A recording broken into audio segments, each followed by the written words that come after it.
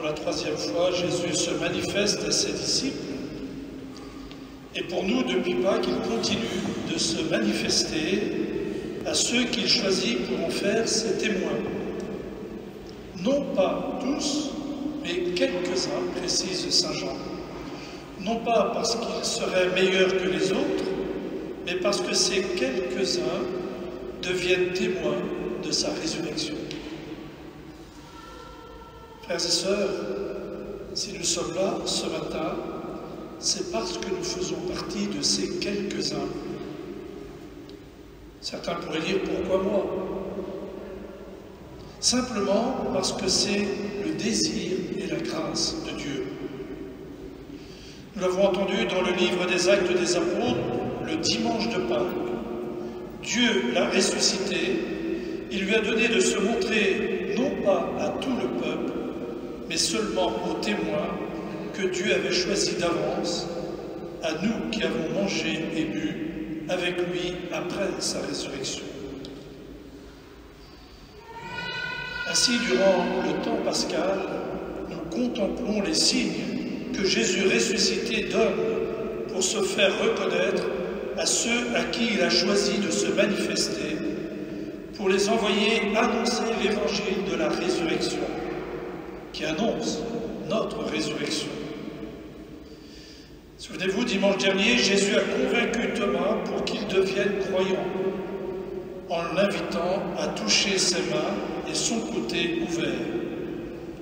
Aujourd'hui, avec cette deuxième pêche miraculeuse, Jésus prend l'initiative de se rendre présent sur le rivage afin de vérifier la qualité de la foi de ses apôtres, mais aussi la qualité de leur amour, en particulier l'amour qui est dans le cœur de Pierre, à qui il va confier les clés de son Église. Les apôtres, après les événements de Pâques, semblent avoir repris leur occupation de tous les jours, comme s'ils avaient déjà oublié que le Maître les avait convertis en pêcheurs d'hommes. Ils voient en cet homme qui est là, mais sans le reconnaître, et Jésus donne l'ordre à ses artisans pêcheurs du lac de Galilée de jeter les filets. Alors qu'ils ont peiné toute la nuit sans rien prendre, ils lui font confiance et au vu de cette pêche miraculeuse, tellement il y a de poissons, Jean reconnaît Jésus et avertit Pierre, c'est le Seigneur. Jésus leur demande d'apporter du poisson qu'ils viennent de prendre et les invite à venir manger le repas qu'il a lui-même préparé. Alors ils le reconnaissent, mais personne n'ose le dire. Étonnante rencontre. Étonnante rencontre au lever du jour de quelques-uns de ses disciples avec cet inconnu qui les rejoint, comme ce fut le cas déjà pour les disciples sur le chemin d'Emmaüs. Jésus ressuscité ouvre les yeux de ceux qui avaient déjà vu la première pêche miraculeuse, mais vraisemblablement sans vraiment comprendre. C'est donc le moment d'un nouvel appel. Nouvel appel à travers la triple question de Jésus à Pierre, « Simon, fils de Jean, m'aimes-tu vraiment plus que ceci ?» Répétition éprouvante qui rappelle l'épreuve du triple reniement. C'est aussi le moment d'un nouvel envoi à partir de la réponse de Pierre. « Oui, Seigneur, tu le sais, je t'aime. » Jésus l'a pourtant averti des difficultés qui l'attendent. Et il confie à Pierre sa tâche de pasteur, pasteur de son peuple, puis il renouvelle son appel, « Suis-moi ».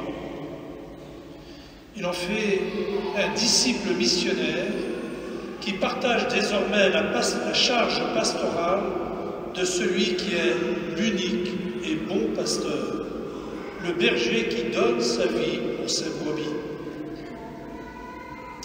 Chers amis, frères et sœurs, aujourd'hui, Jésus s'adresse non seulement au premier pape, mais à chacun de nous ce matin.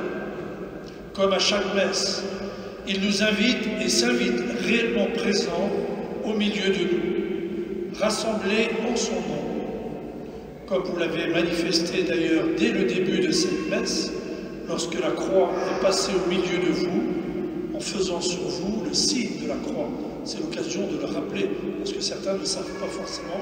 C'est le moment où on reconnaît que c'est Jésus qui passe réellement au milieu de nous. Il veut aujourd'hui, comme à chaque messe, vérifier la qualité de notre amour et nous fortifier dans notre capacité à aimer comme lui nous a aimés. Je vous le disais au début de cette messe, reconnaissons la fragilité de notre foi et de notre amour, nos tiédeurs et nos infidélités, nos lâchetés et nos égoïsmes. Mais nos infidélités ne sont pas à l'origine des infidélités, c'est le péché. Nos lâchetés et nos égoïsmes ne sont pas à l'origine, c'est bien nos lâchetés, notre péché. Tout cela est bien le résultat d'un manque d'amour, alors que les martyrs et les saints, baptisés comme nous, éprouvaient pour le Christ un amour sans faille et sans limite. Voilà pourquoi il nous faut invoquer les saints du ciel, ajouter aux martyrs, y compris ceux de Vendée, qui ont donné leur vie pour rester fidèles à Dieu. Chaque messe, à chaque Eucharistie, le Seigneur veut nourrir notre vie à la sienne par sa parole et par son Eucharistie, afin que nous devenions réellement ses témoins, disciples missionnaires de la bonne nouvelle de la vie et de l'espérance.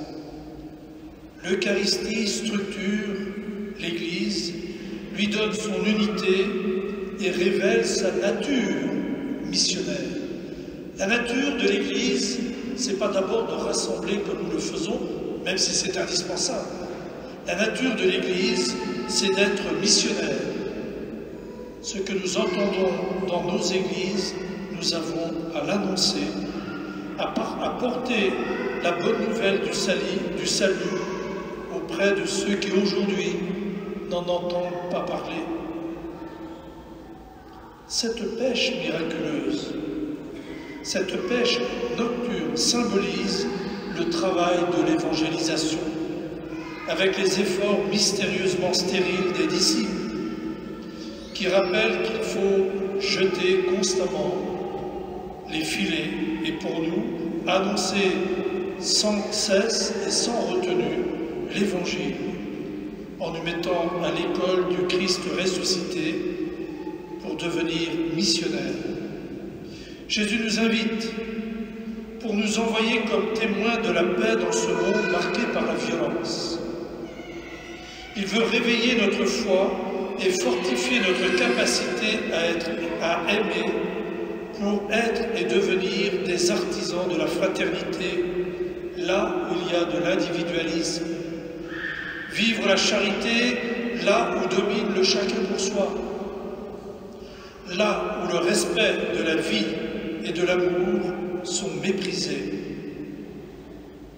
Il compte sur nous pour faire respecter la vie dès son premier souffle et avant même sa naissance au milieu de nous. Alors ce matin, que résonne en nous la question de Jésus qui nous appelle par notre prénom de baptême. M'aimes-tu vraiment plus que ceci? M'aimes-tu vraiment plus que ceci? Notre réponse à cette question fonde notre vocation à aimer. Vocation vécue dans la situation qui est le nôtre, dans le mariage pour le plus grand nombre, dans le célibat, dans la vie consacrée, comme diacre ou comme prêtre ou évêque. Frères et sœurs, soyons heureux de faire partie de ces quelques-uns que Jésus a choisis pour que le plus grand nombre découvre qu'ils sont aimés de Dieu, qui veut le bonheur de tous. Que le Seigneur augmente notre amour pour lui, afin que nous puissions lui répondre par toute notre vie. Jésus, tu le sais bien, je t'aime. Avec ces quelques-uns, Jésus nous envoie pour répandre l'Évangile en faisant briller la lumière de la paix et de la justice, la lumière de la charité et de la fraternité, la lumière de la foi et de l'espérance. Amen.